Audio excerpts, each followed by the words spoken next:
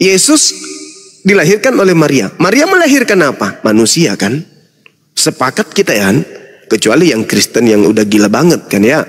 Yang dilahirkan Maria adalah Tuhan kan gitu.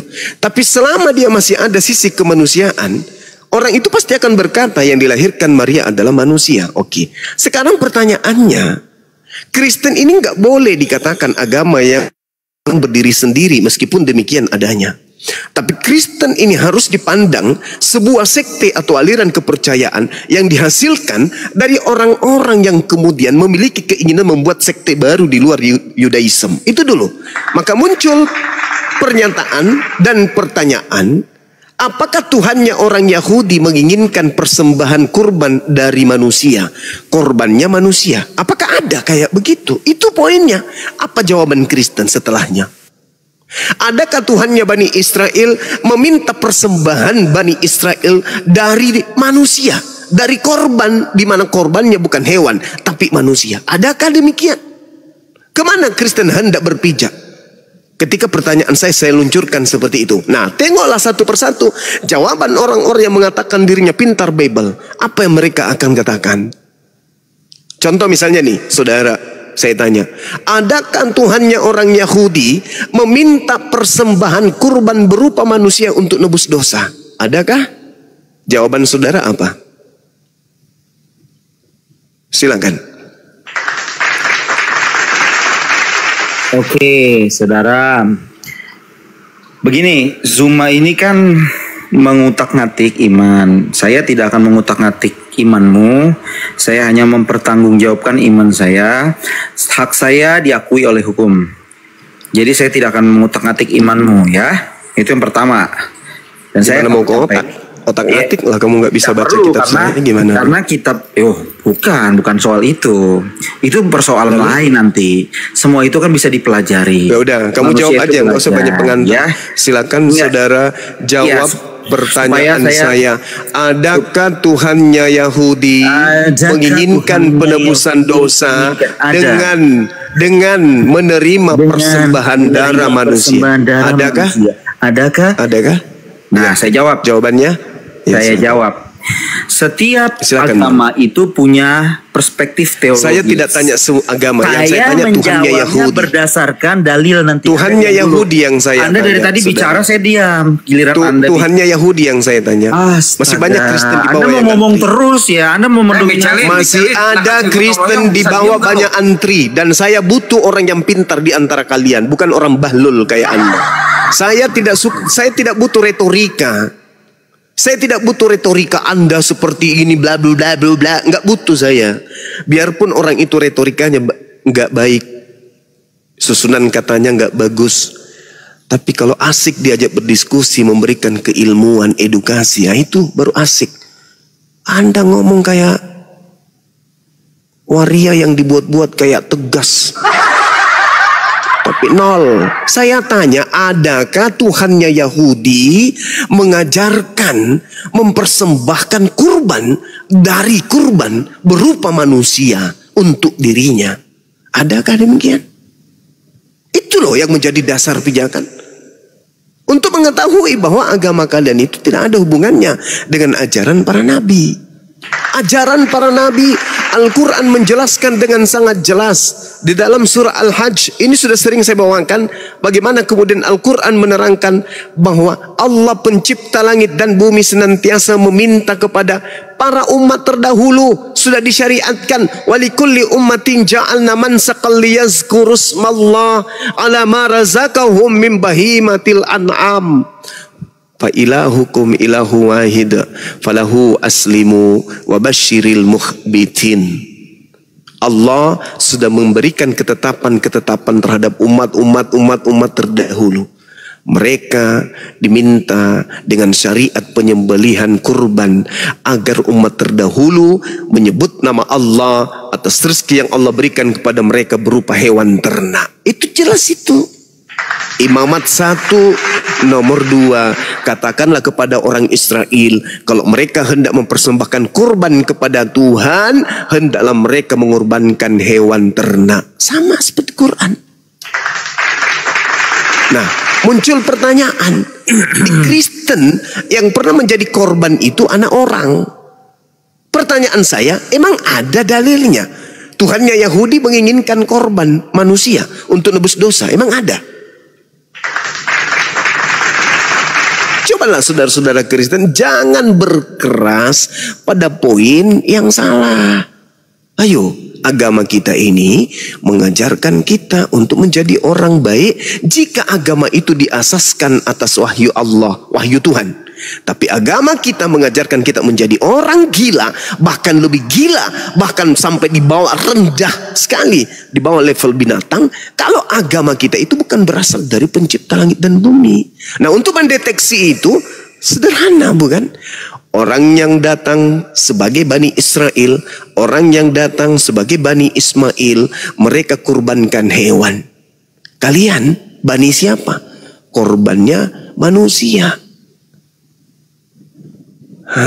Itu coba. Silakan. Emang dasarnya korban kalau di Al-Quran di mana, Bang? Pertama kali berkorban? As-Saffat Al-Quranul Karim menjelaskan Allah. As-Saffat ayat 101. Allah kemudian bukan 107 insya Allah. Dari 101 aja Bang bacanya. Iya silakan. Dari 100 boleh. Ya silakan. Silakan. Silakan baca. Saya bacain. Iya dong. Anda kan bawa Al-Quran. Berarti kan Anda sudah bisa Quran. Silakan. Ya, di sini ini saya baca ininya apa ya? Saya baca iya kan Anda mana bisa Quran. Silakan. Oke. Ya Tuhanku, anugerahkanlah kepadaku seorang anak yang termasuk orang yang soleh. Maka kami beri kabar gembira kepadanya dengan kelahiran seorang anak yang sangat sabar. Nggak tulis ya namanya ya. Maka ketika anak itu sampai sanggup berusaha bersamanya, Ibrahim berkata, "Wahai anakku, sesungguhnya aku bermimpi bahwa aku menyembelihmu. Maka pikirkanlah bagaimana pendapatmu." Dia menjawab, "Wahai ayahku, lakukanlah apa yang diperintahkan kepadamu. Insya Allah engkau akan mendapatiku termasuk orang yang sabar." Jadi Ibrahim lagi mimpi. Maka ketika keduanya telah berserah diri dan dia membaringkan anaknya atas pelipisnya, lalu kami panggil dia, "Wahai Ibrahim." Ayat 105, "Sungguh engkau telah membenarkan mimpi itu. Sungguh demikianlah kami memberi balasan kepada orang-orang yang berbuat baik. Sesungguhnya poinnya aja langsung. Benar suatu ujian yang nyata." Poinnya aja langsung. Kamu yang bertanya, kamu punya yang lebar. Gimana anak sih? itu dengan seekor sembelihan yang besar. Nah, Jadi poinnya terjawab kan? Ya, poinnya berbeda antara apa yang dialami oleh Abraham di dalam Kejadian 22 dengan apa yang dialami oleh Ibrahim di dalam As-Saffat ayat 100. Nggak ada berbeda. Sekarang begini, poinnya gini. Bang. Dengar dulu. Ini ayat suci Al-Quran, bukan Bible. Iya. Jadi dalam ayat itu suci Al-Quran. Bang. Mimpi sama firman beda, Bang. Oh gitu ya. Kejadian 22.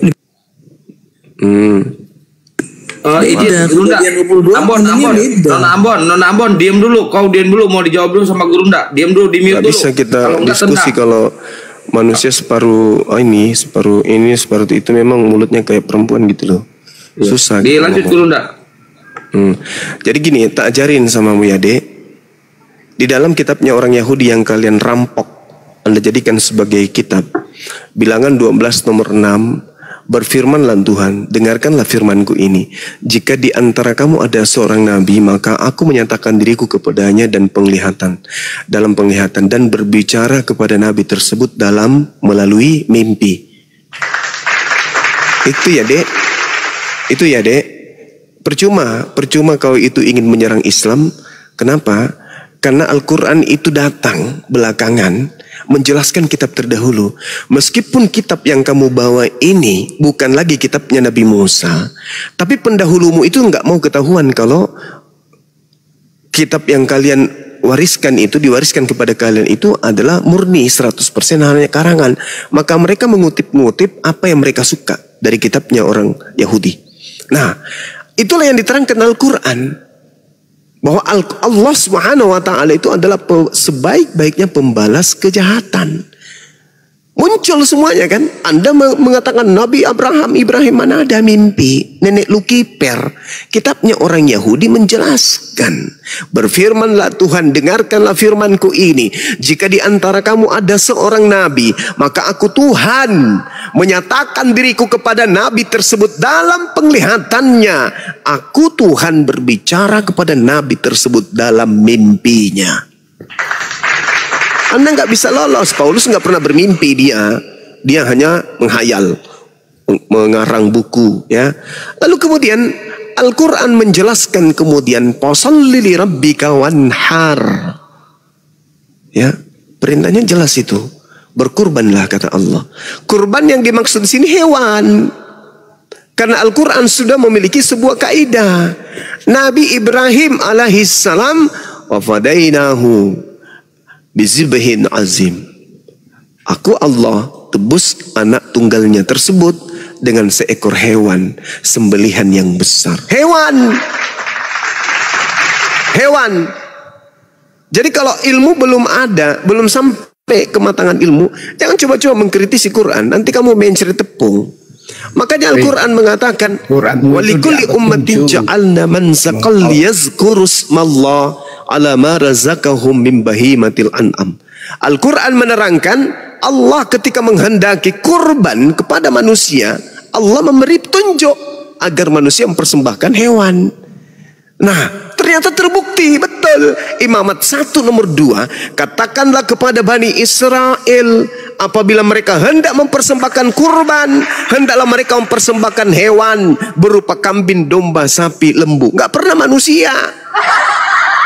Maka muncul pertanyaan, dari mana Kristen memiliki konsep?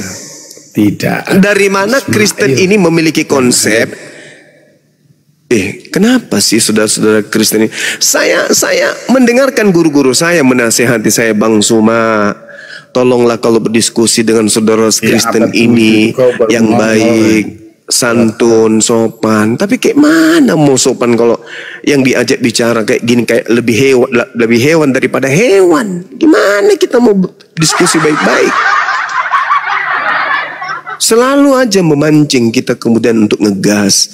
Padahal sudah diajak, mari kita diskusi santun, diskusi baik-baik. Tapi kalau modelnya kayak gini, pertanyaan saya loh dari tadi, ya, Tuhannya Bani Israel, Tuhan yang umat Islam sembah, mengajarkan sebuah kaidah, mempersembahkan hewan ternak. Tuhannya orang Yahudi.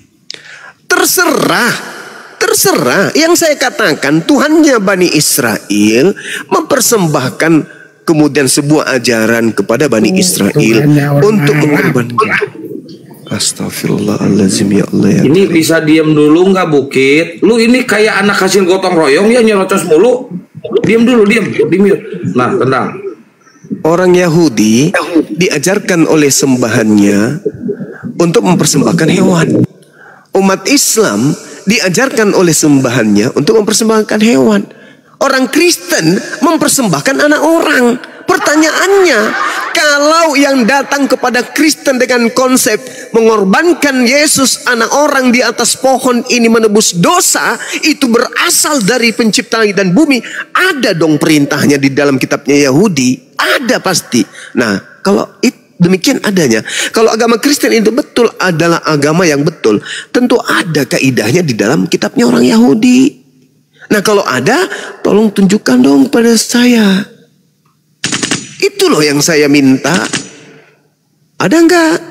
Tuhannya orang Yahudi memberikan sebuah sinyal bahwa aku menghendaki darah manusia agar aku menghapuskan dosa-dosa manusia. Ada enggak?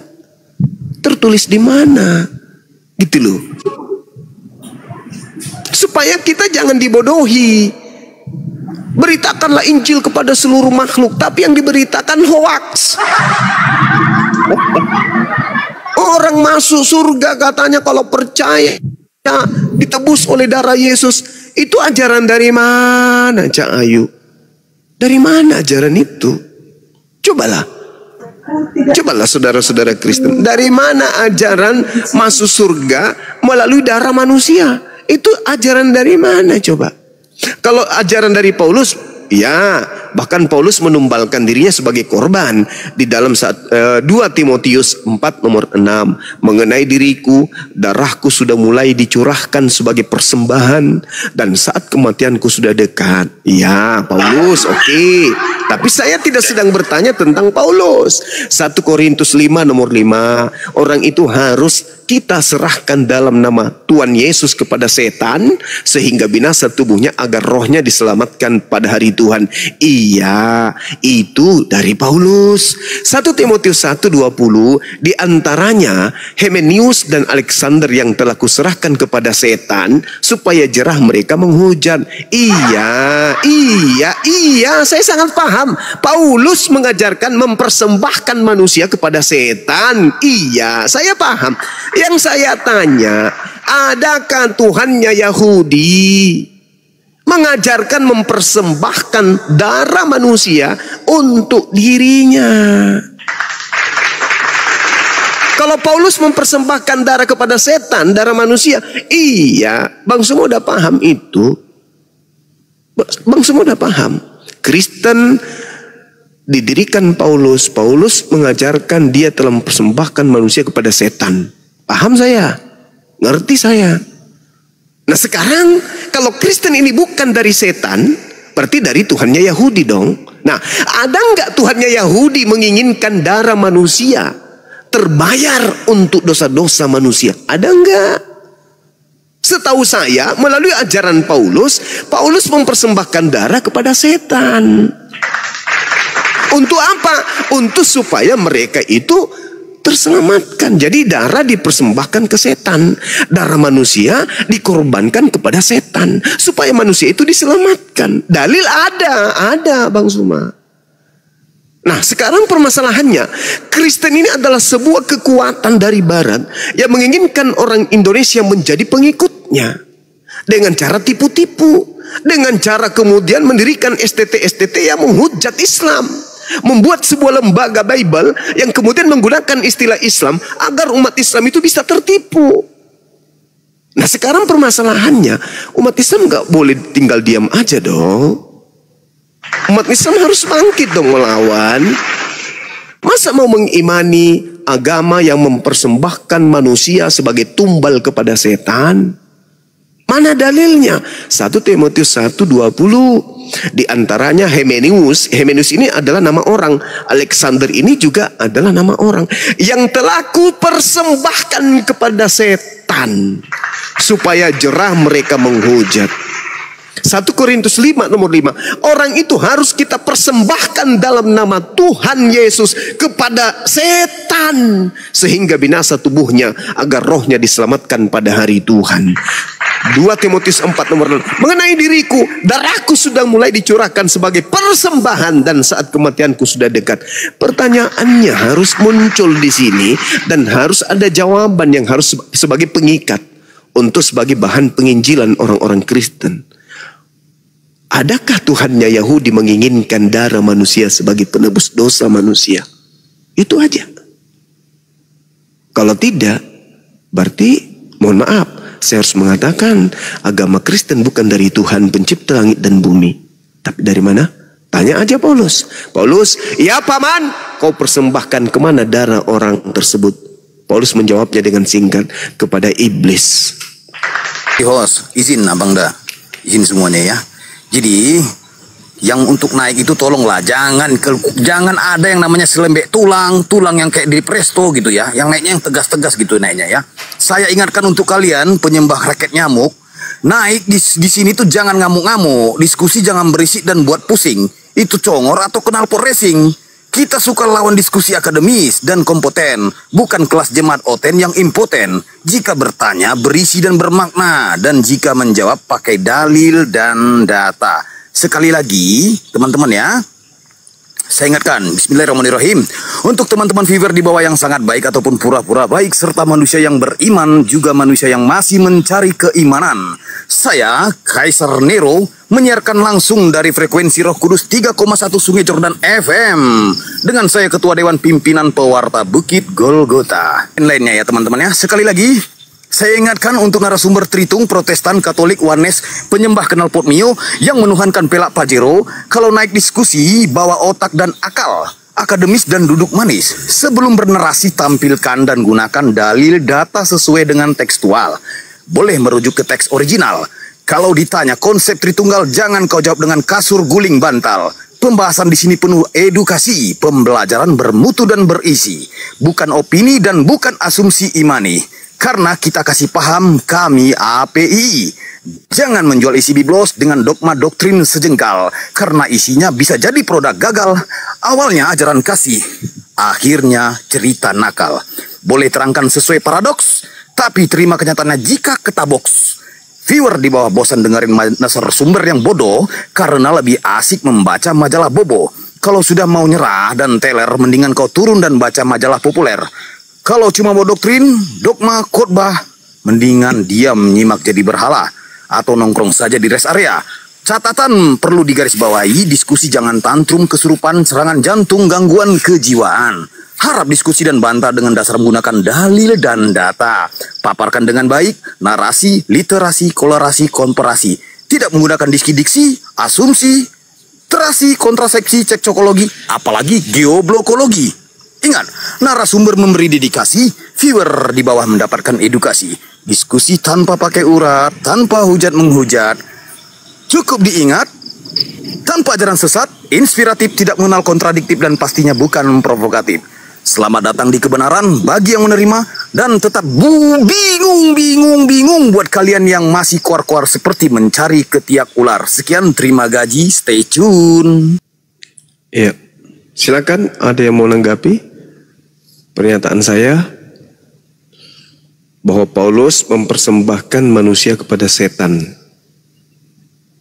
Nah, kalau Yesus ini juga menjadi korban disalib untuk dosa-dosa orang Kristen, tentu ada kutipan atau ada perintah dari Tuhannya Yahudi. Sedangkan yang ada, jangan kau bunuh Yesus, Keluaran 23, ya kan, nomor 7, nomor 8, Amsal 6, nomor 16. Itu perintah-perintahnya tuh. Jangan kau bunuh orang yang benar. Bahkan Yesus pun mengatakan itu di dalam Yohanes 8.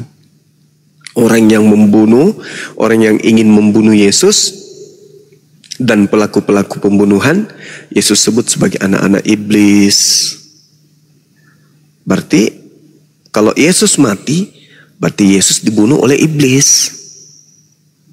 Nah, sedangkan kalau kita melihat di dalam Bible, kedatangan Yesus di atas muka bumi ini, berdasarkan Bible ya, itu jelas Yesus datang untuk membunuh iblis, untuk membinasakan iblis. Bukan malah dia yang jadi santapan iblis. Nah, ini menjadi polemik. 1 Yohanes berapa itu? 1 Yohanes 3 nomor 8. Barang siapa yang tetap berbuat dosa, maka dia berasal dari iblis. Sebab iblis berbuat dosa dari mulanya. Untuk inilah anak Theos menyatakan dirinya, yaitu supaya Yesus membinasakan perbuatan-perbuatan iblis itu. Menurut 1 Yohanes 3:8, Yesus datang ke bumi untuk membinasakan pekerjaan-pekerjaan iblis. Tapi faktanya, menurut Kristen, Yesus dibinasakan oleh iblis. Mana yang betul? Yang betul yang mana, kawan? Yesus datang membinasakan iblis atau Yesus datang untuk dibinasakan iblis? Mana yang betul? Iblislah yang menjadi bapakmu, kata Yesus. Dan kamu mau melakukan keinginan bapakmu. Bapakmu adalah pembunuh manusia pada awal mula. Kalau Yesus dibunuh, berarti dibunuh iblis. Berarti iblis membinasakan Yesus. Sedangkan 1 Yohanes 3:8, Yesus diutus ke bumi untuk membinasakan iblis. Yang mana yang betul? Ayolah saudara-saudara Kristen, yang mana yang betul? Yesus datang membinasakan iblis atau justru iblis yang membinasakan Yesus? Atau Islam yang betul? Islamnya yang betul. Apa itu paman? Yesus tidak dibinasakan oleh iblis, tetapi iblislah yang kemudian dibinasakan di atas tiang salib. Itu. Nah, ini yang betul yang mana ini, saudara Kristen? Ya, Bang Juma, tadi belum dijawab. Udah dikit. Sayangnya Kristen, sayangnya Kristen ini nggak ada yang waras soalnya. Naik ke sini cuman cuap-cuap aja terus. Saya belum dijawab udah dikit. Gimana sih? Kan saya tadi ngejelasin. Begini loh. Kan udah kujelasin samamu. Mimpi menyembelih. Al-Quran menjelaskan itu kan. Kau bicara juga kalau saya berbicara. Padahal kau statusnya murid. Gimana sih bencong ini? Bencong, kalau saya lagi ngomong bencong, kau diam. Karena saya bukan bencong. Kalau sesamamu bencong kau ngomong, bolehlah kau ngotot-ngototan. Namanya juga bencong. Kalau sama saya jangan. Saya ini guru di sini. Kau itu murid. Belum juga resmi jadi muridku. Jadi kau sopan. Kalau kau bicara dengan saya, kau sopan. Jangan ilmu bencong kau bawa ke sini. Nanti ku tampar mulutmu pakai sendal. Saya sedang menjelaskan bencong. Saya bilang samamu ya. Dengarkan nih Cong, dengarkan. Al-Quran menjelaskan kepada kami perintah Allah kami untuk mempersembahkan kurban berupa hewan ternak. Nabi Ibrahim mempersembahkan kemudian anak tunggalnya Ismail, tetapi Allah menghalanginya dan Allah kemudian membatalkan itu. Wa fadainahu bizibhin azim. Allah menggantikan kurban yang tadinya manusia menjadi hewan. Sedangkan di Karisteng yang tadinya hewan dirubah menjadi manusia. Kebalik. Maka pertanyaan saya Encong sama Mencong, dengarkan.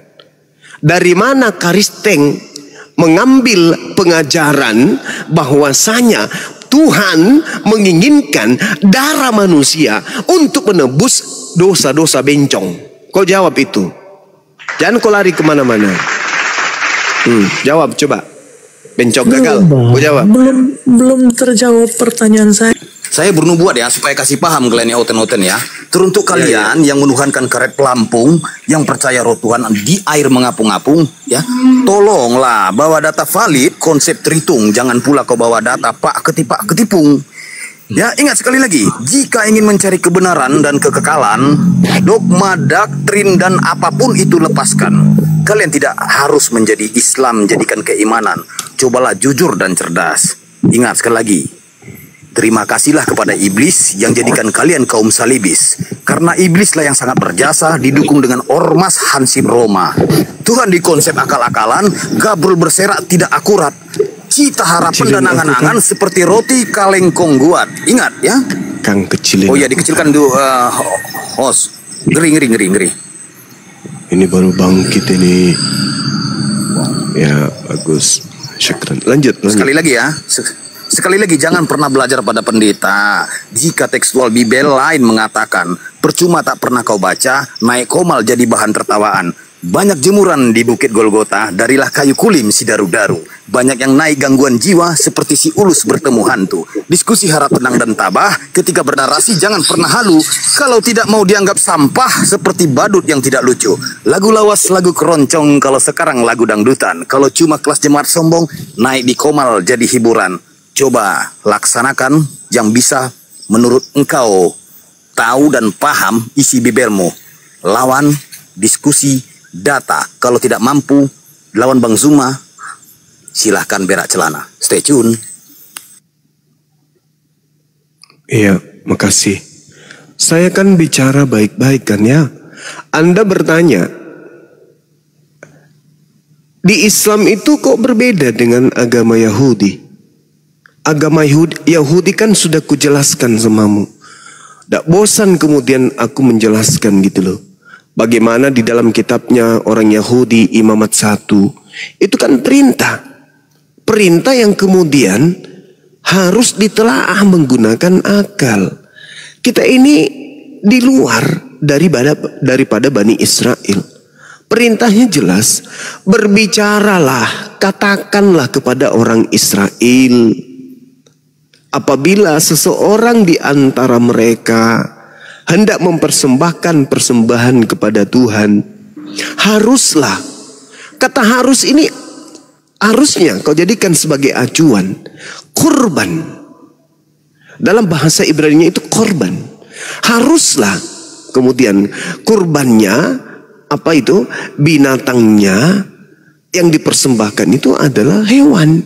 Korbannya itu harus hewan. Sama di dalam Al-Quran juga demikian adanya. Perintahnya itu kurban. Apa kurbannya itu perintahnya hewan. Tadi saya sudah menjelaskan. Al-Quran surah Al-Hajj. Fasalli li rabbika wanhar. Al-Kautsar ayat kedua. Perintahnya kurban, jelas. Nah, lalu di Kristen diajarkan. Contoh seperti data-data yang saya sampaikan tadi kepada saudara. Bahwasanya bagaimana Paulus ini mengorbankan manusia seperti Alexander kepada iblis. Ada dua kesalahan fatal yang terjadi di sana. Yang pertama, kurbannya manusia. Yang kedua, kurban ini dipersembahkan kepada iblis. Sedangkan Tuhan mengatakan jangan kau persembahkan manusia kepada dewa Molok. Itu data di dalam kitabnya orang Yahudi. Tapi kemudian orang Kristen kalau ditanya mencoba untuk sembunyi di mana? Di terjemahan Al-Quran. Padahal jelas sekali nih. Imamat 18 nomor 21, jangan kau persembahkan manusia untuk kau persembahkan kepada dewa Molok, supaya jangan engkau melanggar kekudusan nama Tuhanmu. Akulah Tuhan. Imamat 20 nomor 3, aku sendiri akan menentang orang itu dan akan melenyapkan dia dari tengah-tengah bangsanya, karena dia menyerahkan, mempersembahkan seorang manusia kepada dewa Molok. Jadi kayak mana ini? Tuhan sendiri yang akan menghancurkan orang yang mempersembahkan kemudian manusia kepada iblis. Tetapi Paulus mengaku justru mempersembahkan manusia kepada iblis. Dan lagi-lagi Kristen adalah pengikut Paulus. Ayolah kita diskusi pakai ilmu napas sekali-kali. Jangan naik-naik ke sini udah suaranya menjijikkan. Ngotot, bahlul, modal terjemahan. So intelek. Ayolah saudara-saudara Kristen, utamanya pendeta, ayolah. Pendeta jangan karena ada gelar pendeta, pastor, kemudian malu belajar. Mari belajar sama-sama. Ya. Saya belajar menjadi seorang guru, pendeta belajar sebagai seorang murid.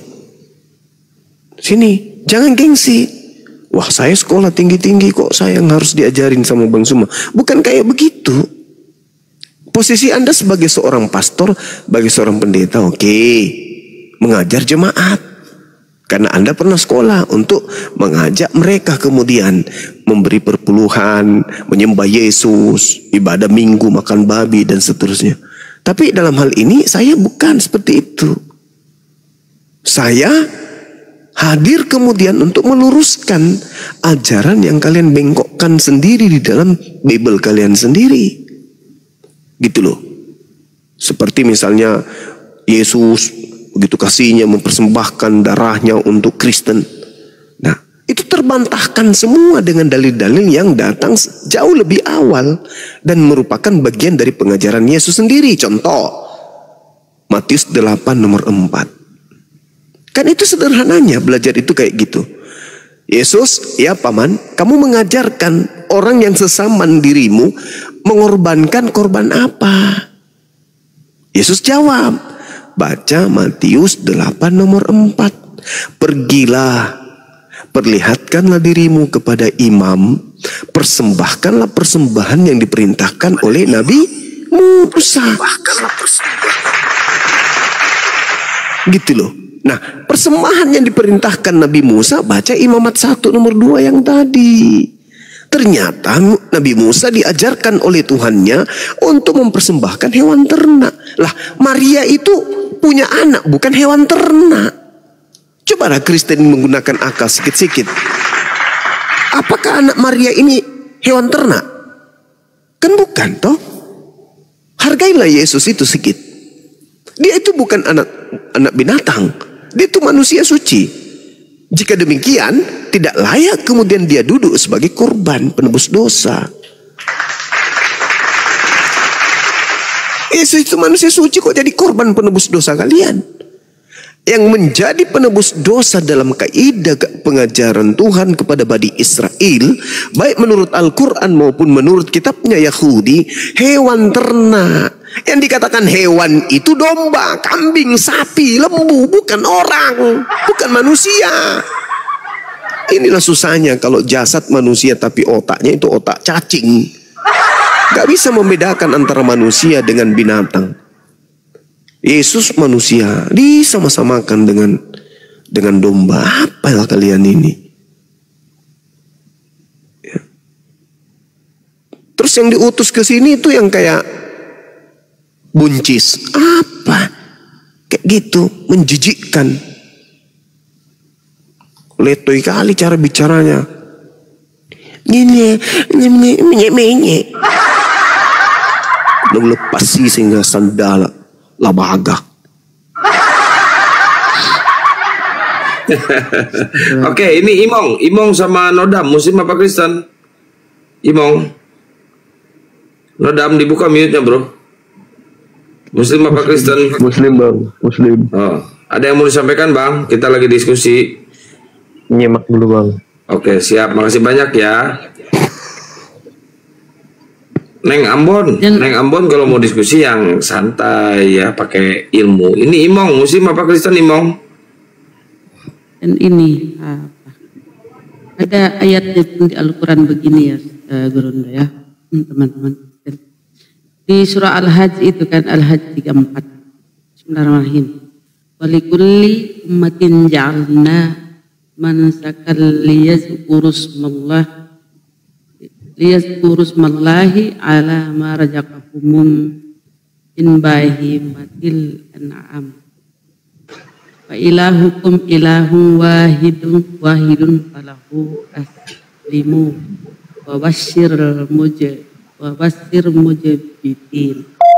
Dan bagi setiap umat telah kami syariatkan penyembelihan kurban agar mereka menyebut nama Allah atas rezeki yang dikaruniakan Allah kepada mereka berupa hewan ternak. Jadi selalu hewan.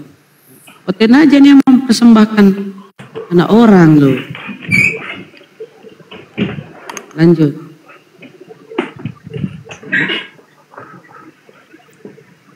Iya, itu dia makanya kita ini kan menjadi sasaran empuknya mereka. Kita mau dikristenkan, kita mau dijadikan sama seperti mereka dengan berbagai macam metode, dengan berbagai macam retorika, cara sesuai dengan amanat yang ada di dalam Filipi 3 nomor 18. Tentang Yesus diberitakan baik dengan maksud mengelabui atau jujur aku tetap bersuka cita. Tapi umat Islam itu ya nggak bisa diam aja dong.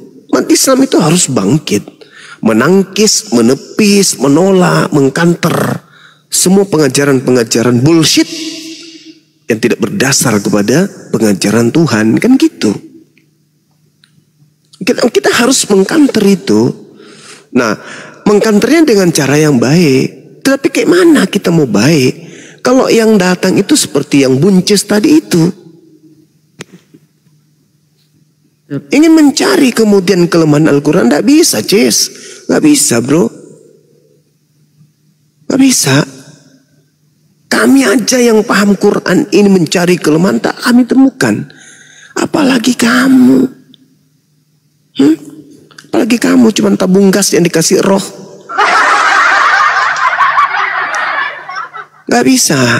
Jadi alangkah baiknya, alangkah bijak dan arifnya ketika kamu itu bisa sampai kepada poin kebenaran untuk mengkaji, mengentaskan, menuntaskan, menguraikan semua isi Bible-mu terkait dengan imanmu kepada kami ini yang menjadi sasaran kristenisasi, kan gitu. Beritakanlah Bible kepada seluruh makhluk. Kan gitu perintahnya kan. Jadikanlah semua orang Indonesia menjadi pengikutku. Kan jelas itu dalilnya dalam kitabmu kan.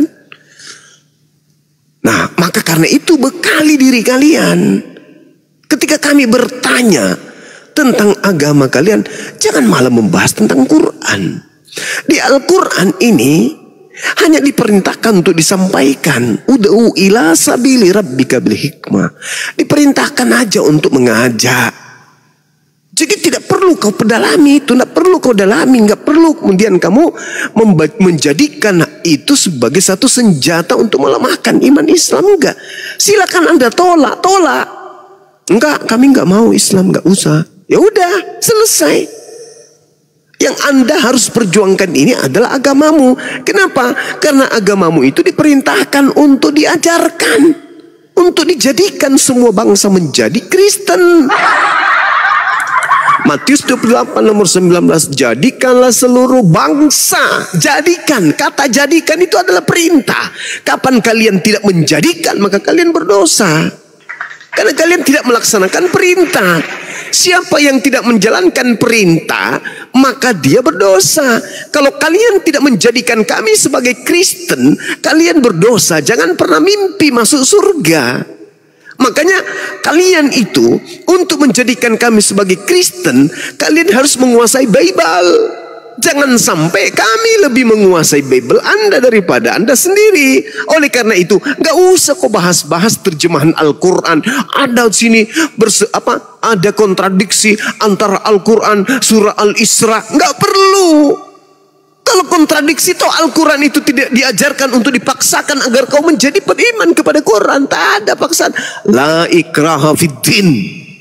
Jadi tidak perlu kau bahas-bahas Al-Quran. Kamu tidak suka Al-Quran, ya udah lepas. Lepaskan. Berbeda dengan perintah yang ada dalam agamamu. Karena itu pergilah, jadikanlah semua bangsa muridku dan baptislah mereka dalam nama Bapa dan Anak dan Roh Kudus. Jadikan. Kalau kamu tidak menjadikan kami sebagai Kristen, kamu berdosa. Karena kamu tidak melaksanakan perintah yang ada di dalam kitabmu, yang konon katanya adalah firman Tuhanmu. Jadikan. Itu perintah loh. Jadikan. Misalnya ada beras, jadikan beras ini menjadi nasi. Barang siapa yang tidak menjadikan beras ini menjadi nasi, maka yang dia makan adalah beras. Ini perintah. Jadi Anda harus mempersenjatai diri Anda untuk bisa mengkristenkan kami. Jadi yang Anda harus kuasai itu adalah Bible, bukan malah Al-Quran yang otak-atik. Tak ada hubungannya. Al-Quran itu Anda mau pelajari atau Anda tidak pelajari, bagi Al-Quran itu tak masalah. La ikraha fiddin. Tak ada paksaan. Jadikanlah seluruh bangsa menjadi Islam. Wah, nggak ada kayak gitu. Jadikanlah seluruh bangsa menjadi Islam. Barang siapa yang percaya syahadatkan, yang tidak percaya hukum. Nggak ada di Islam kayak begitu, nggak ada. Yang ada malah apa? La ikraha fiddin. Tak ada paksaan. di dalam ajaran agama Islam. Jadi ngapain kamu bahas-bahas terjemahan, mencari kelemahan Islam? Nggak perlu. Yang harus kau bentengi dirimu itu adalah perintah. Kapan-kapannya kamu tidak mampu mengkristenkan bangsa Indonesia, kamu isinya neraka. Karena kamu tidak mentaati perintah.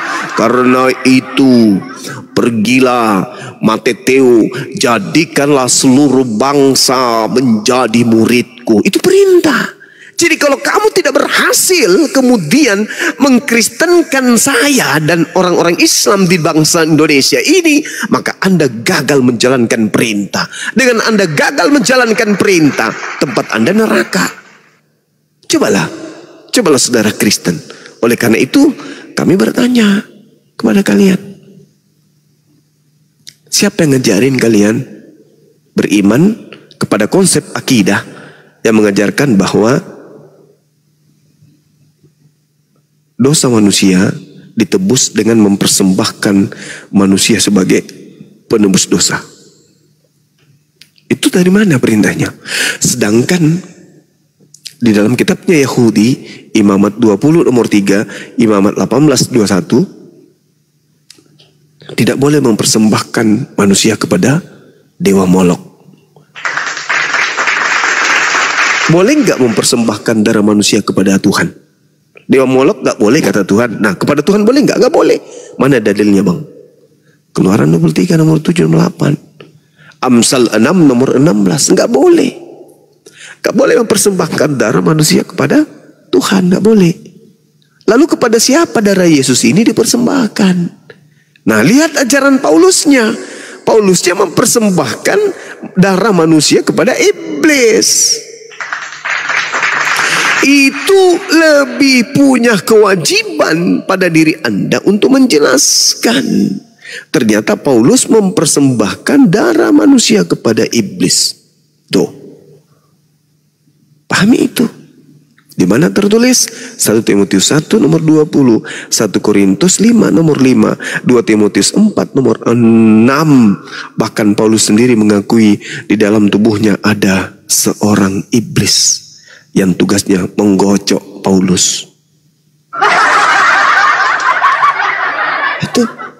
Jadi kalau Anda mengatakan, kenapa Nabi Muhammad memelihara jin?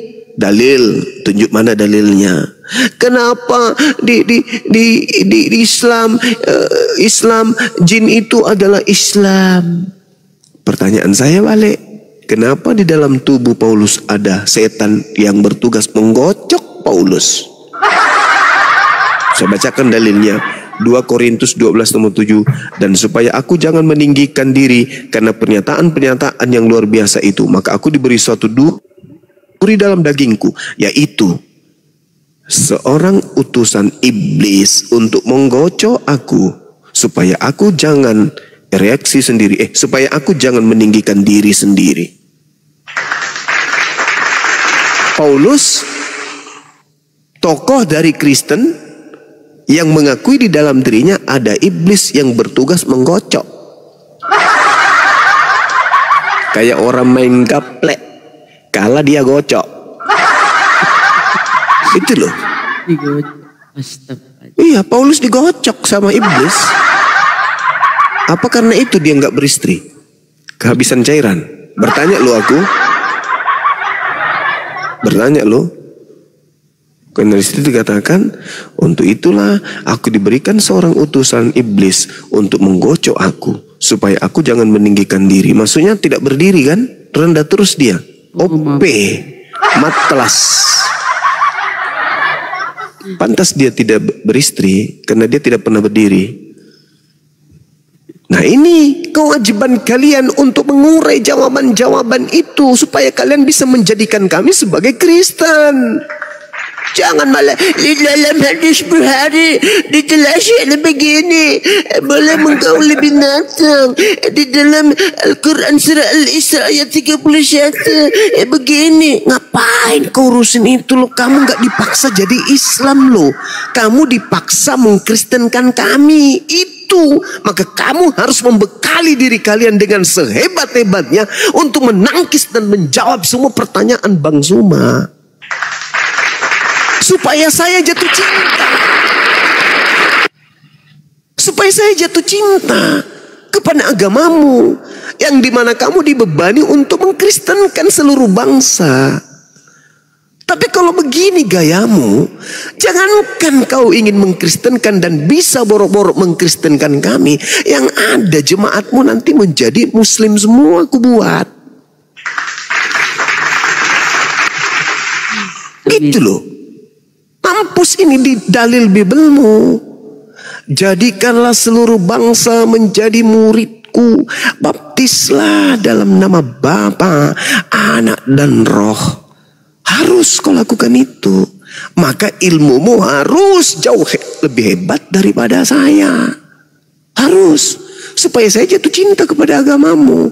Karena itu adalah amanat agung. Misi, visi dari agamamu. Mengkristenkan seluruh bangsa. Saking gilanya untuk mengkristenkan, diperintahkan untuk melakukan penginjilan kepada seluruh makhluk. Nis senjin jo seluruh makhluk. Nis senji. Enjo di kana makhluk, tiai manusia enji tiai. Nia enjo di kana kongkong. Nia ton di kana buaya, kodok, gorila, padalle, pararang, kak belama, anak cuntili, popo, parakang, kutu, kuman-kuman, bakteri, sapi, sapi betina, sapi jantan, anak sapi, kakek sapi, tante sapi, sepupu sapi, sapi usia lanjut, sapi yang tidak KB, sapi dan seterusnya. Erok ngasingin jori injiri kau belama. Tenanu pongor punaero ko pekaman jo agamanu. Nak keping ke buku rasa otakku pikir gini. Ngapa nak manjo? Untuk itu kau harus mempertahankan akidahmu. Makhluk-makhluk yang ada di Sapiteng harus kau injili berdasarkan perintah kitab Markus 16. Mama Sapiteng. Ya harus. Makhluk-makhluk yang ada dalam kubangan-kubangan itu harus kau injili semua. Nah ini kau harus mempertahankan dirimu. Yang kau bahas Al-Isra, yang kau bahas istri Rasulullah, yang kau bahas hadis, alamak. Tak ada perintah di Islam, jadikanlah seluruh makhluk menjadi Islam. Tak ada. Al-Quran cuma mengatakan, wa qulil haqqu mir rabbikum. Kebenaran itu telah datang dari Tuhanmu.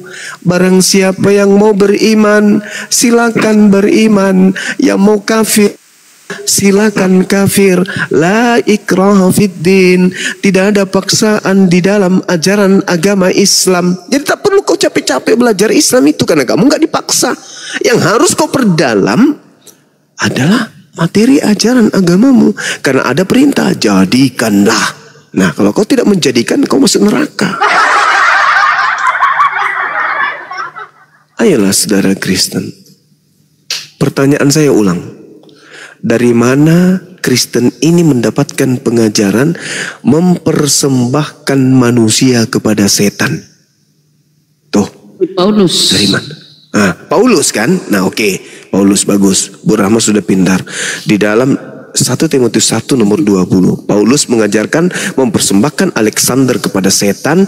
Kemudian dia mengajak orang-orang Kristen juga mempersembahkan manusia kepada setan. Di dalam 1 Korintus 5 nomor 1, orang itu harus kita serahkan dalam nama Tuhan Yesus kepada setan, sehingga binasa tubuhnya, agar rohnya diselamatkan pada hari Tuhan. Tuh, dalilnya jelas kan? Jelas kan? Jelas.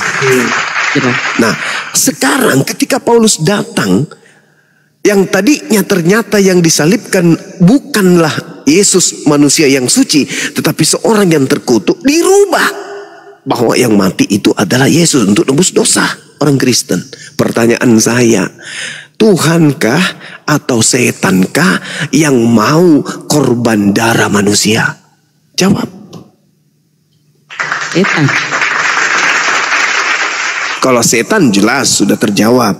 Tapi kalau Anda mengatakan Tuhan, mana dalilnya? Ayo tunjukkan dalilnya. Gak ada kan? Maka benarlah kata Al-Quran, wa ikhwanuhum yamuddunahum fil gayyi thumma la yuksirun. Itu kata kitab suci saya. Apa artinya ayat itu?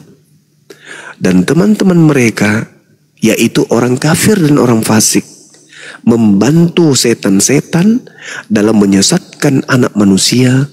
Dan mereka teman-teman setan, yaitu orang kafir, tidak henti-hentinya menyesatkan anak keturunan Adam. Ya, seperti itu adanya. Jadi saya berharap ada dari Kristen yang bisa berdiskusi dengan baik dengan saya malam ini atau subuh hari ini. Silakan. Ya, baik. Ini ada bajak laut, Wahyu sama Slenger, Muslim apa Kristen? Dibuka mute-nya. Dibuka. Assalamualaikum warahmatullahi wabarakatuh. Waalaikumsalam. Waalaikumsalam. Terima kasih untuk saudara host. Assalamualaikum warahmatullahi wabarakatuh. Sudah bertahun-tahun saya mengikuti Bang Zuma ini, baru kali ini saya bisa naik. Alhamdulillah ada satu kesempatan untuk Bang Zuma dan teman-teman Islam yang lain. Salam sejahtera. Baik, langsung aja ke poinnya Bang Zuma. Ya, Semuanya lagi diskusi. Bang Zuma, saya ada pertanyaan ini. Kebetulan untuk si Fulus saya sudah catat apa informasi dari Bang Zuma. Nah, saya mohon karena ini saya menjelaskan ke beberapa saudara-saudara saya masih bimbang karena saya sudah dua memualafkan saudara-saudara saya. Alhamdulillah, cuma beliau tidak mau di forum seperti ini karena malu ya. Nah, ini ada adinda saya di Vivi juga memantau pada saat ini. Mohon dijelaskan untuk Wahyu 51, gulungan kitab bermaterai, kemudian Yesaya 29, 12:24 yang pernah dijelaskan Bang Zuma itu, kemudian hubungannya kan dengan Yohanes 16:7, Yohanes 14:16. Jadi mungkin kalau Bang Zuma yang menjelaskan mungkin lebih bisa mantap, bisa merasuk ke hati ya. Semoga bisa mendapatkan hidayah, juga bisa ikut menjadi mu'alaf. Harapan saya seperti itu. Terima kasih untuk semuanya. Monggo kalau diturunkan salam dari Surabaya. Terima kasih Bang Zuma untuk host. Terima kasih. Assalamualaikum warahmatullahi wabarakatuh. Waalaikumsalam warahmatullahi wabarakatuh. Ya, jadi betul, menarik ya. Yesaya 29 itu kita nggak perlu menguraikan. Kita hanya bertanya aja kepada saudara Kristen. Ketika dikatakan apabila kitab itu diberikan kepada seorang yang tidak membaca, yang tidak dapat membaca, dengan berkata, bacalah atau ikra, maka ia menjawab, aku tidak dapat membaca. Tolong, ini nubuah. Apabila artinya sesuatu yang akan terjadi. Nah, pertanyaannya, manakah itu terjadi? Di mana Allah, di mana Tuhan pencipta langit dan bumi kemudian memberikan kitab termaterai, dan orang yang diberi kitab itu berkata, aku tidak bisa membaca. Dan ini satu-satunya kemudian kitab yang ada di tengah-tengah kita yang santer antara Islam Kristen yang tidak bisa kemudian dibaca oleh orang yang mampu membaca. Orang Kristen ini mampu membaca nggak? Mampu. Coba kasih Quran. Bisa nggak dia baca? Nggak bisa. Sekarang orang Kristen mampu membaca? Mampu. Kasih Bible. Bisa nggak dia baca? Bisa. Jadi di sini diterangkan kitab yang tidak bisa dibaca oleh orang yang bisa membaca. Kan gila. Orang Jepang bisa baca Bible? Bisa. Orang Cina bisa baca Bible? Bisa. Orang Thailand bisa baca Bible? Bisa. Orang Indonesia baca Bible? Bisa. Orang manapun baca Bible? Bisa. Tapi ketika mereka diberikan kitab termaterai, orang Jepang yang bisa membaca tadi suguhkan Quran, bisa dia baca? Enggak. Jepang terlalu jauh Bang Zuma. Orang yang moncongnya panjang di Indonesia ini, yang suka menghujat Al-Quran, kasih Quran, bisa nggak dibaca? Nggak bisa juga. Jangan di Jepang, di Indonesia aja. para penghujat ini bisa nggak baca Quran? Nggak bisa.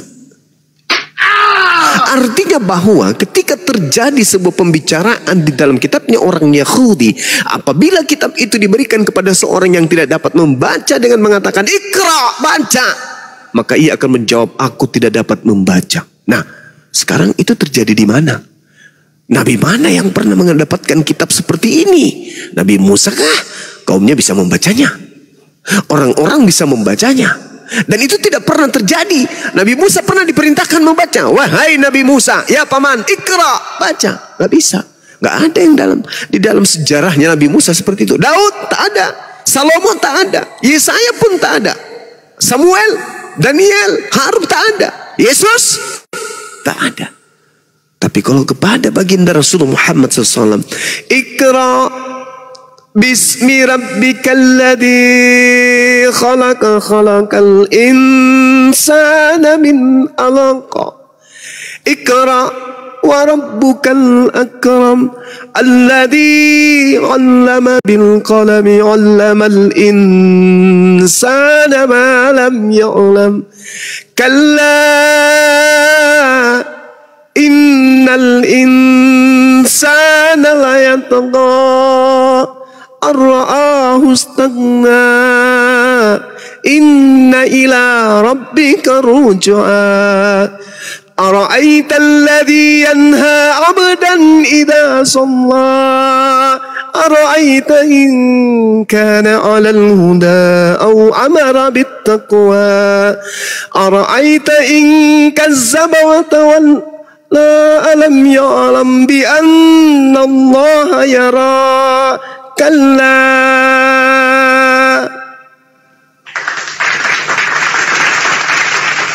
Jelas. Ada yang selain daripada Nabi Muhammad? Tak ada. Subhanallah. Begitu juga kalau ada yang diterangkan di dalam kitab Wahyu berapa tadi? Kitab Wahyu 5, data nomor 1.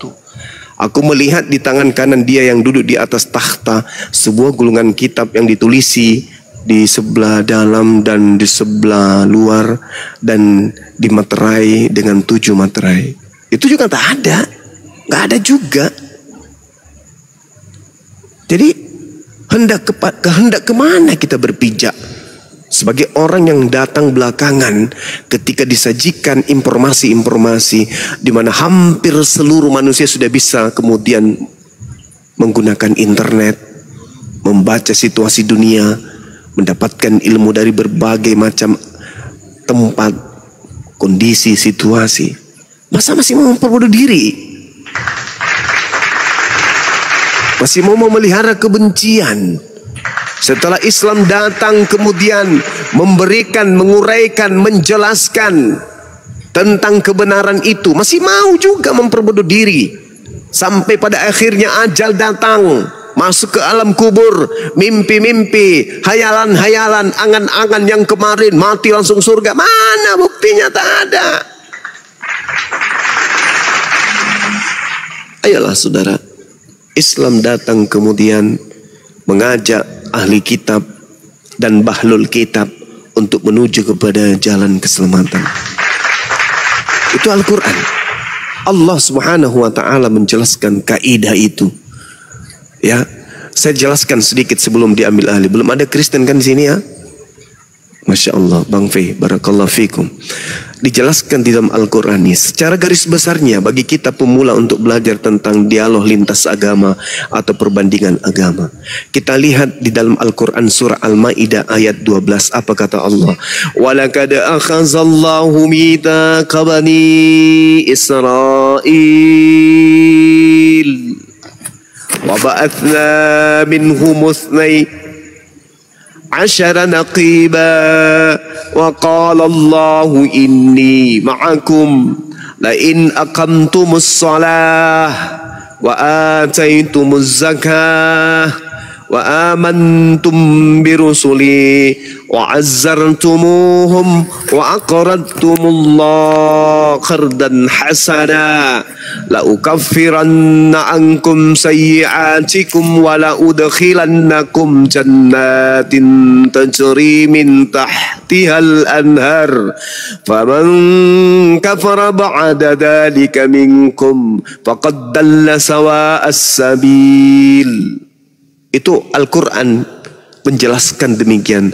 Wahai Nabiku Rasulullah Muhammad sallallahu alaihi wasallam, aku kabarkan kepadamu melalui Roh Kudus dulu sebelum aku mengutus engkau sebagai khataman nabiyyin, aku pernah memilih dan mengambil perjanjian dengan Bani Israel lo. Aku mengangkat mereka lo. Aku angkat 12 pemimpin di antara mereka. Aku jadikan raja di kalangan mereka. Bahkan aku berfirman kepada mereka loh. Apa kataku kepada mereka? Inni ma'akum. Aku bersama engkau wahai Bani Israel. Tapi apa yang terjadi wahai nabiku?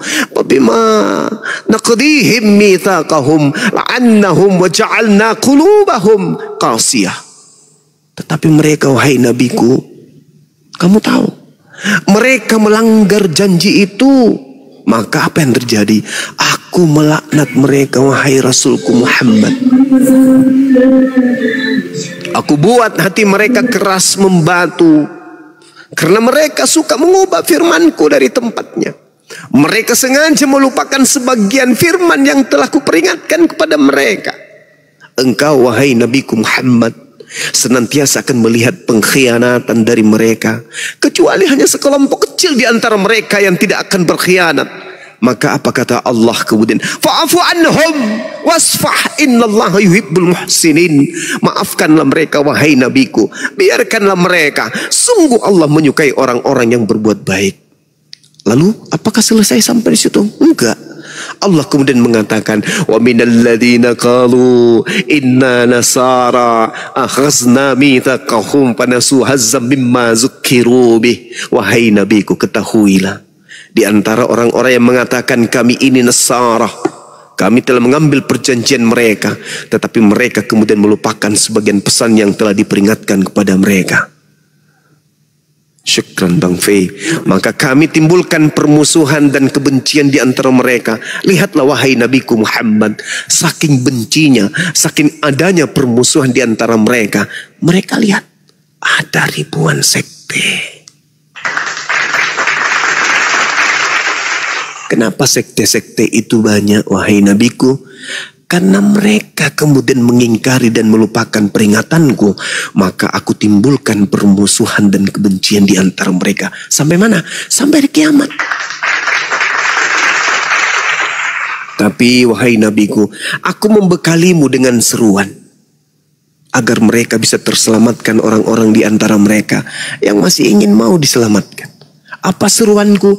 Ya ahlal kitab, qad ja'akum rasuluna yubayyinu lakum katsira mimma kuntum tukhfuna minal kitab wa ya'funa an katsir qad ja'akum minallah nurun wa kitabun mubin. Wahai ahli kitab, ini loh nabiku, ini loh rasulku, sebagai senjata akhir, senjata pamungkas, berlian yang ada di atas bumi, keindahan yang tak ada tandingannya. Aku berikan kepadamu, beliau nabiku Rasulullah Muhammad sallallahu alaihi wasallam. Kudatangkan untukmu untuk menjelaskan banyak hal yang kalian sembunyikan. Telah datang sungguh kepadamu cahaya berupa Islam dan kitab yang menjelaskan, yaitu Al-Quranul Karim. Yahdi bihillah man ittaba'a ridwanahu subulas salam wa yukhrijuhum minaz zulumati ilan nuri biizni wa yahdihim ila siratim mustaqim. Aku juga katakan kepadamu, wahai nabiku, seruanku itu juga berupa. Aku katakan kepada mereka, kitab yang aku berikan kepadamu yaitu kitab termeterai berupa Quran. Kitab itulah yang aku berikan sebagai petunjuk akhir kepada seluruh manusia yang mengikuti keridaanku kepada jalan keselamatan. Dan dengan Al-Quran yang datang kepadamu, wahai nabiku Muhammad, aku mengeluarkan hamba-hambaku itu dari gelap gulita kepada cahaya dengan izinku dan menunjukkan kepada jalan yang lurus.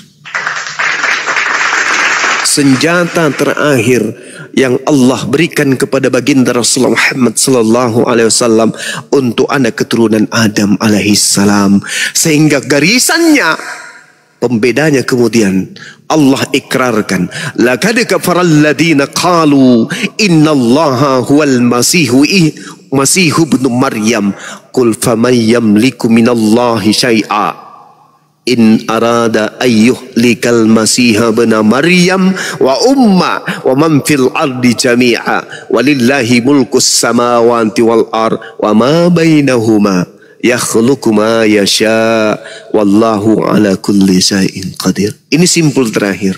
Apa kata Allah? Sungguh ketika kemudian datang seruanku kepada nabiku Muhammad berupa jalan keselamatan dengan mengendarai Islam dengan kendaraan yang bernama Al-Quran, lalu mereka kemudian mengatakan sesuatu perkataan tentang Isa Al-Masih yang terkait dengan Allah. Apa kata Allah? Sungguh telah kafir orang-orang yang berkata sesungguhnya pencipta langit dan bumi adalah Al-Masih putra Maryam. Kul, katakanlah wahai nabiku Muhammad, siapakah yang dapat menghalang-halangi Allah? Aku. Jika aku hendak membinasakan Al-Masih putra Maryam beserta ibunya dan seluruh manusia yang ada di atas muka bumi, dan milik akulah kerajaan langit dan bumi dan apa yang ada di antara keduanya. Aku menciptakan apa yang aku kehendaki dan aku maha kuasa atas segala sesuatu. Ini diperintahkan oleh Allah untuk disampaikan. Tidak seperti yang tadi, jadikanlah seluruh bangsa menjadi muridku. Nah kayak gitu Islam itu enggak. Al-Quran cuman menyeru, ya lal kitab qad ja'akum rasuluna yubayyinu lakum katsira mimma kuntum tukhfuna minal kitab wa ya'funa an katsira. Itu hanya dikatakan oleh Allah. Wahai ahli kitab, syukran sahabat P, sungguh Rasul kami Nabi Muhammad telah datang kepadamu, menjelaskan kepadamu banyak hal dari isi kitab yang kamu sembunyikan, dan banyak pula yang dibiarkannya untuk tidak dijelaskan. Sungguh telah datang kepadamu cahaya berupa Islam dan kitab yang menjelaskannya, yaitu Al-Quran. Yahdi bihillah manittaba ridwanahu subulas salam. Dengan Al-Quran itu Allah memberi petunjuk kepada orang yang mengikuti keridaannya. Yang mengikuti aja, yang tidak mengikuti enggak juga. La ikraha fiddin. Al-Quran hanya petunjuk bagi orang yang mengikuti keridaan kepada jalan keselamatan. Tidak sama seperti yang tadi, jadikanlah seluruh bangsa menjadi muridku. Yang percaya dibaptis, yang tidak percaya dihukum. Subhanallah. Jadi saudara-saudara Kristen ini tidak perlu Anda susah payah mana kelemahan di Islam. Enggak perlu kau cari kelemahan, karena tak ada paksaan untuk Anda berislam. Tak perlu. Yang harusnya kamu cari adalah apa kelemahan Bibelku, di mana harus aku tutupi, apa yang harus aku lakukan, upaya apa yang harus aku berikan supaya agama Kristen ini terlihat sempurna, agar mereka semuanya bisa menjadi pengikut Yesus. Itu yang harus kamu perjuangkan. Ketika Bang Suma menghantam Paulus itu adalah nabi yang mengatakan dia berkata bukan atas firman Tuhan, maka aku harus membackup pernyataan Paulus itu dengan dalil ini. Itu yang harus Anda siapkan. Ketika kemudian Bang Suma mengatakan bahwa Yesus berkata, waspadalah kepada Yesus palsu yang datang menyesatkan banyak orang, maka aku Kristen harus mempertahankan senjata dengan menggunakan dalil-dalil ini. Itu yang harus Anda bekali diri Anda. Bukan malah ke Al-Quran. Konon Al-Quran itu membacanya pun tak sanggup. Malah kau bahas-bahas Al-Quran. Yang ada nanti jatuhnya kau menjadi penghujat, penista. Habis itu Anda menyalah-nyalahkan polisi. Wah, kalau kami membahas Al-Quran langsung ditangkap loh. Gimana kamu nggak ditangkap? Ilmumu nggak ada membahas Al-Quran tapi menghujat Al-Quran. Ya ditangkaplah. Hapuskan 300 ayat-ayat Al-Quran. Apa pula? Al-Quran itu adalah dongeng. Apa pula? Membacanya pun kau tak sanggup. Jadi jangan kau gunakan kaidah itu. Yang harus kau perjuangkan adalah Matius 28 nomor 19. Jadikanlah seluruh bangsa menjadi muridku. Baptislah dia di dalam nama Bapa, nama Anak, dan nama Roh Kudus. Itu yang harus Anda perjuangkan. Sehingga seluruh orang Islam yang ada di Indonesia ini bisa menjadi Kristen. Pertahankan akidah Anda kemudian. Pertahankan kemudian agama Anda untuk supaya dianut oleh semua orang. Dengan cara apa? Membantah semua argumentasi Bang Zuma dan kawan-kawannya apologet Islam. Kalau Anda menemukan sesuatu yang keliru menurut hitungan tafsiran pengetahuan Anda tentang Al-Quran, ya silakan aja, toh Anda nggak dipaksakan. Yang harus Anda pertahankan ya ini, di mana Anda harus memaksakan. Jadikanlah seluruh bangsa menjadi muridku. Itu paksaan. Itu paksaan. Jadikanlah seluruh bangsa menjadi muridku. Itu pemaksaan, Cak Ayu. Maka dengan konsep pemaksaan ini, di mana kamu mengusung agama kasih, maka agama kasihmu itu harus kau pertanggungjawabkan agar seluruh bangsa bisa melihat dan bisa kemudian mendapatkan pelajaran bahwa Kristen itu adalah betul-betul jalan keselamatan menuju kepada jannah, kepada surga. Tapi saudara, kalau hanya dengan modal seperti ini, mustahile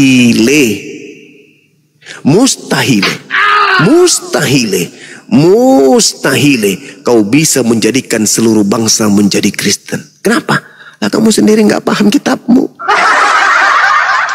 Kamu sendiri nggak paham isi Bibelmu. Ketika saya bernarasi yang kau tanya apa itu tertulis di mana, Cayu? Bagaimana kau bisa mengkristenkan seluruh bangsa? Sedangkan 1 tambah 1 tambah 1 aja kamu nggak bisa jawab. Gimana, Cayu? Jadi percuma aja kemudian kamu itu mempelajari Biblemu, karena kamu tak sanggup mengkristenkan seluruh bangsa. Orang cuman bertanya sepele aja kalian udah kelabakan. Bagaimana tidak? Kenapa? Fakta sejarah mengukir dengan indah. Umat Islam itu cinta dengan kitab sucinya. Umat Islam itu sayang dengan kitab sucinya. Umat Islam tidur, duduk, berjalan, berbaring dengan kitab sucinya. Siang dengan Al-Quran, malam dengan Al-Quran, pagi dengan Al-Quran, kalbunya dengan Al-Quran, bernapas pun dengan Al-Quran. Wa qalatil yahudu wan nasara nahnu abna'ullah wa ahibba'u. Umat Islam memahami kitab sucinya, memahami kemudian bacaan Qur'annya.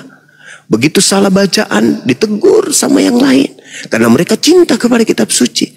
Kalau kalian, kalian cinta dengan Bible? Nggak ada sedikit pun kecintaan, nggak ada nampak kecintaan pada dirinya.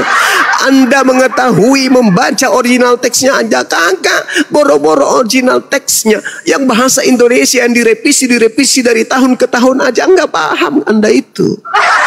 Bagaimana Anda bisa mengkristenkan seluruh bangsa sementara Anda sendiri buta tentang Bible, buta aksara Bible kalian itu? Bagaimana Anda bisa kemudian menjadikan seluruh bangsa menjadi Kristen? Gak bisa. Gak bisa. Apalagi sekarang sudah hadir di tengah-tengah kalian Bang Zuma. Berat paman, susah. Pendeta bayaran aja pada mencret. Gimana dong? Ya, kesimpulan akhirnya kalian terlanjur Kristen. Pertanyaan lanjutannya adalah, mau tidak kalian belajar? Masya Allah. Wow, Sahabat Masya Bey Allah. Syukri. Mau tidak kalian itu belajar? Syukran. Atau mau detik-detik kehidupan di dunia ini mengantarkanmu justru ke neraka? Itulah ya teman-teman, pertanyaan yang sangat-sangat penting dan wajib untuk saudara Kristen jawab. Kenapa kemudian orang Kristen didoktrin dan didogma penebusan dosa dengan menggunakan manusia? Dan kenapa implementasi kepercayaan Paulus dengan pedenya mengatakan bahwa dia telah mempersembahkan manusia kepada iblis? Dan kenapa dalam diri Paulus itu selalu digocok sama setan? Oh, Mama gimana rasanya setan menggocok? Halusinasi. Pening pun Baik, aku. Bang Selenger, gimana Bang Selenger atas jawaban dari Gerunda Jumba, Bang Selenger? Masya Allah, ini udah tumpah-tumpah ini ayat nih, mantap ini. Masya Allah, Masya Allah. Bang Selenger. Ya, alhamdulillah. Nanti biar dipertimbangkan. Kebetulan saya telepon pakai satu HP-nya lagi, masih malu, malah saya suruh naik. Silahkan tanya-tanya gitu ya. Tapi insya Allah nanti pasti akan direnungkan kembali karena sudah mendekati kira-kira sudah 75% lah. Soalnya kalau soal si Fulus kan sering saya bahas, saya hafal banget itu apa yang disampaikan Bang Suma, selalu saya catat. Bang Abu Yastrong, Mbak Natalia, Uni Riva, semua saya ikuti. Bang Darpo kalau pagi saya ikuti semua. Jadi saya banyak menambah ilmu, saya bisa membantu untuk menjelaskan kepada saudara-saudara saya. Kebetulan banyak sekali saudara-saudara saya yang Katolik, terutama bukan Protestan. Di Katolik ada Protestan beberapa, cuman yang terbanyak dari Katolik. Demikian, semoga puas. Nanti akan saya kontak lagi.